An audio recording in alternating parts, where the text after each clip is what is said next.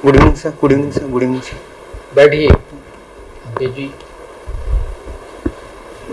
Thank you sir, thank you sir, thank you कैसे हैं sir. ठीक है। ठीक हो? जी सर। गर्मी मर्मी कैसी पड़ रही है यहाँ पे? हाँ, थोड़ी पड़ रही है। ज़्यादा पड़ रही है? जी सर। क्या टेम्परेचर है आज का? Sir around 44 degree centigrade. 44 degree है। हाँ और धार का? सर धार का 1 डिग्री ज़्यादा होगा। 1 डिग्री ज़्यादा है। हाँ, यानी 45। जी सर। नॉर्मल टेम्परेचर कितना होना चाहिए? सर नॉर्मल 30 और 35 के अराउंड है। अच्छा, जी सर। जो मानव स्वास्थ्य के लिए ठीक हो। जी सर, 30 से 35 के अराउंड। अरे यार, आपने हॉबी लिखा है पिथौरा, चित्रकला, डिजिटल आर्ट। जी सर। ये क्या चक्कर है भैया? पिथौरा चित्रकला में डिजिटल आर्ट कहाँ से आ गया? सर मैं मतलब डिजिटल आर्ट बनाता था। हाँ। तो मैं पिथौरा चित्रकला के बारे में जाना, तो सर मैंने उसको डिजिटली बनाने की कोशिश करी और उसको मैं कॉपी करता हूँ डिजिटल प्लेटफॉर्म पे। आपने कोशिश करी है या बनाया है? बनाया है सर। बनाया है। जी सर। कैसा बना है वो? सर मतलब मेन थीम तो हॉर्स के राउंड रहती, घोड़े के राउंड, तो वो बना है। और लाइक वो पूरी कैनवास छोटी हो जाती टैबलेट की, तो मैं छोटे छोटे पार्ट में बांट के बनाता हूँ। जैसे कहीं को मतलब पिथौरा माई बना दी, कहीं गलदेव बना दिए सर, कहीं पे हाथी की फोटो बना दी है। ऐसे छोटे छोटे, पूरा सर नहीं बन पाता उस पर। आपने तो अच्छा पढ़ाई किया हुआ है ना? जी सर। आप इंजीनियर हैं। जी सर। फिर इसमें क्यों आ रहे हो फॉरेस्ट में? फॉरेस्ट और इंजीनियरिंग का तो कोई संबंध ही नहीं है आपस में, है ना? आप केमिकल इंजीनियर हैं, जी सर। तो आपको और भी फील्ड हैं, जी सर। वहाँ जाना चाहिए। जी सर, मैं मतलब फॉरेस्ट, जब मैं कॉलेज में था सर, मैं नेचर क्लब का पार्ट था। तो उस दौरान मैंने सर नेचर से रिलेटेड काफ़ी प्रोग्राम्स कंडक्ट करवाए। और सेकंड ईयर में सर हमारी विजिट थी डीएफओ सर के साथ। तो हम वारंगल के पास में पखल वाइल्ड लाइफ सेंचुरी है, वहाँ पे गए थे 2 दिन विजिट पे उनके साथ। तो सर उनके काम को देखा मैंने, और सर उनकी डाइवर्स हुआ कल्चर को देखा, और मैं वहाँ से प्रभावित हुआ। और फिर मैंने फॉरेस्ट सर्विसेज के बारे में जाना, और मैंने देखा कि इसमें कैसा जाया जाता है। तो मैंने स्टेट सर्विसेज का देखा था, फिर मैंने यहाँ आने की कोशिश की। ओके। जी सर। केमिकल इंजीनियर हैं आप? जी तो सर। इसमें केमिस्ट्री में इंजीनियरिंग का क्या यूज़ है? कैसे आप केमिस्ट्री का इंजीनियरिंग के थ्रू यूज़ करते हैं? सर इसमें प्रोडक्शन का मेन काम रहता है कि जो लेब में हम छोटे स्केल पे बनाते कुछ भी, जैसे फॉर एग्जांपल आपने सोडियम क्लोराइड बनाया, तो उसको सर हम जो लार्ज स्केल पे बनाते हैं, वो सर केमिकल इंजीनियरिंग होती है। और उसको लेब में बनाना, वो सर केमिस्ट्री का पार्ट रहता है, इंडस्ट्रियल केमिस्ट्री का। सिंथेटिक आइटम्स में क्या क्या बनाया जा सकता है केमिकल इंजीनियरिंग के थ्रू? सर प्लास्टिक्स बनाए जा सकते हैं। और फाइबर में बताओ। फाइबर में सर नाइलॉन। और फाइबर में जैसे नाइलॉन हो जाता है, और भी ऐसे कई वो होते हैं, थ्रेड होते हैं, धागे होते हैं। Okay sir. टेरिप्थिलीन शायद सर, और टेरिप्थिलीन, फेटाइलिन सर, ऐसा कुछ होता है। और सर अभी तो सर मैं यही याद कर पा रहा हूँ।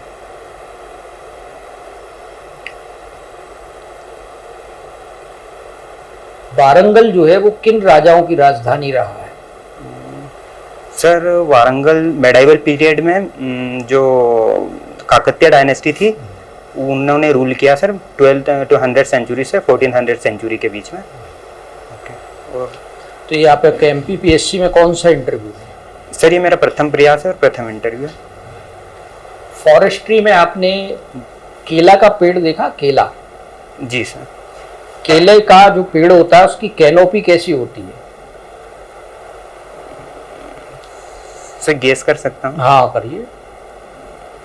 Sir dense. नहीं, आप कैनोपी समझते? जी सर। कैनोपी बितान होता है ना, उसका बितान। हाँ जी सर। तो सर सिलेंड्रिकल। सिलेंड्रिकल थोड़ी होता है, लेयर्ड होता है। हाँ लेयर्ड, यस सर। मतलब कैसा होता है? लेयर्ड होता है सर। लेयर्ड। जी। हाँ हाँ सर। परतदार। हाँ, एक पत्ते के ऊपर दूसरा पत्ता सर, ऐसा होता है। जी सर। फाउंटेन कैनोपी किस वृक्ष में होता है? फिर फाउंटेन फाउंटेन फाउंटेन, देखा फव्वारा? हाँ, ऐसे जी सर। फिर पाइन हो गया। पाइन तो चीड़ होता है। हाँ चीड़ पाइन। चीड़ वो तो कौन सेफ होता है उसका। Okay sir. पाम ऑयल होता है, डेट खजूर। जी सर, खजूर। याद आया? जी सर। अंकुर अभियान जानते हो क्या है? सर ये एक एफोरेस्टेशन अभियान है जो एमपी गवर्नमेंट के थ्रू संचालित किया जा रहा है, और सर इसमें एफोरेस्टेशन किया जाएगा और जो विजेता रहेगा सर उसको कुछ पुरस्कार दिया जाएगा, और एक ऐप भी बनाया गया है सर इसके थ्रू। कौन सा ऐप है? सर ऐप का नाम तो याद नहीं कर पा रहा अभी।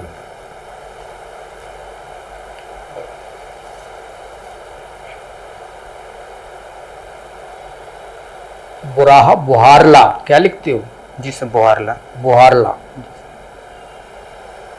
बुहारला क्या है? ग्राम पंचायत है, ग्राम सभा है, क्या है? सर ग्राम पंचायत है। ग्राम पंचायत। कौन है सरपंच वहाँ का?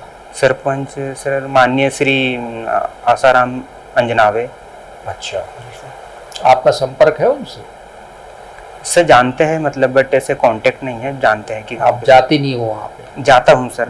हाँ, बट सर उनसे कांटेक्ट नहीं रहते, बाकी घर वाले हाँ रखते हैं कांटेक्ट। क्या करते हैं आपके पिताजी?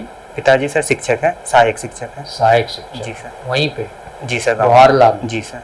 ये बताओ बुहारला की कितनी वोटिंग है? Sir around 1400 sir. वोटिंग पूछ रहा हूँ, 1400 बहुत ज्यादा। ओके सर, ओके तो आप voting percentage, voting percentage, vote देते हैं मतदाता कितने हैं? सर 1400 है। 1400 वोटर्स। हाँ सर। पॉपुलेशन कितनी है? पॉपुलेशन सर 1800 या 2000 के समथिंग है सर। काफी बड़ा गांव है। जी सर। धार लोकसभा किस लोकसभा क्षेत्र में आता है? सर धार मतलब क्रमांक? धार जो लोकसभा है उसमें कौन कौन से क्षेत्र आते हैं? सर महू हो गया, और जो धार की जो विधानसभा सीट है वो सारी आती है, और एक महू एडिशनल है सर। महू की। कौन कौन वहाँ लड़ रहा है? सर उसमें विभिन्न पार्टियां थी, जैसे भारतीय जनता पार्टी से उम्मीदवार थे माननीय श्रीमती सावित्री ठाकुर थी, और कांग्रेस से उम्मीदवार थे माननीय श्री राधेश्याम जी मुगल, और सर बीएसपी से थे सर कोई सोलंकी करके सोलंकी, और 4-5 निर्दलीय थे, डामोर थे, और अलग अलग थे सर, मैं नाम नहीं याद कर पा रहा हूँ। आपने किसे वोट दिया? सर ये रिप्रेजेंटेशंस ऑफ पीपल्स एक्ट का उल्लंघन हो जाएगा, वो मैं बताना तो चाहता हूँ, बट सर ये सब गोपनीयता बनाए रखना। गोपनीयता बनाए रखना। ये बताइए किस ऊंचाई पर जाकर के वनस्पति उगना बंद हो जाता है? सरफेस से ऊपर क्यों जाते हैं? सर ये around sir 4500 metres from the sea level. Yes sir. किस रीजन में? ट्रॉपिकल में, टेम्परेट में, या फ्रिजिड रीजन में? सर ये टेम्परेट की बात कर रहा हूँ। टेम्परेट में तो और नीचे होता है। Okay sir, tropical. हाँ, ट्रॉपिकल का बता रहे हो? Yes sir, tropical. ऐसा क्यों होता है? सर एक तो सर पर्याप्त ऑक्सीजन की मात्रा नहीं होती है, दूसरा सर ऑक्सीजन कम क्यों होती है ऊंचाई पर? सर ऑक्सीजन का जो मोलिकुलर वेट है सर, वो जैसे ऊपर जाते जाते हैं तो सर वो मतलब जो हेवी पार्टिकल्स होते हैं वो सर नीचे रहेंगे, जैसे ऊपर जाएंगे तो वहाँ पे लाइट पार्टिकल्स रहेंगे, तो ऑक्सीजन थोड़ी हेवी रहती तो वो सर नीचे रहती है, मतलब ऊपर नहीं। यस सर, वहाँ पे हीलियम की मात्रा थोड़ी ज़्यादा होती है। जी सर। अगर ऑक्सीजन वहाँ पर अवेलेबल हो जाए तो क्या वृक्ष उगने लगेंगे? सर और भी कंडीशंस रहती है उसके साथ साथ सर, जैसे सनलाइट होती है, और सनलाइट तो पहुँच जाती है ऊपर में, क्या जी दिक्कत है? हाँ जी सर, सनलाइट होती है, और सर वाटर होता है, पानी का होना भी ज़रूरी होता है सर। सर पानी इतनी ऊंचाई पे मतलब वर्षा नहीं होती है सर।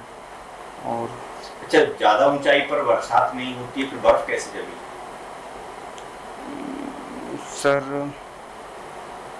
बर्फ सर वेपर प्रेशर के कारण जमी रहती है सर। ऐसा जी सर। माउंट एवरेस्ट पर बरसात होती है, स्नोफॉल होता है कि नहीं होता है?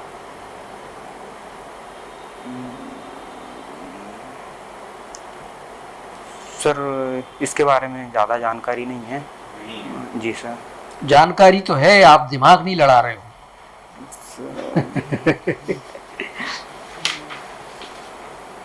स्नोफॉल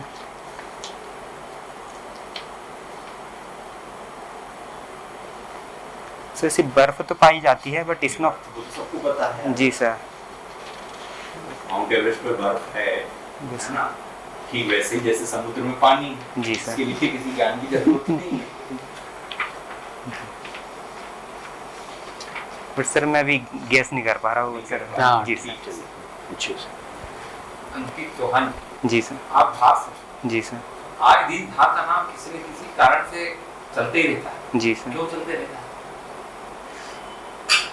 सर विभिन्न विभिन्न गतिविधियां चलती रहती है। अभी sir recent archaeological survey of India sir survey कर रहा है भोजशाला और कमाल मोला मोस्क का।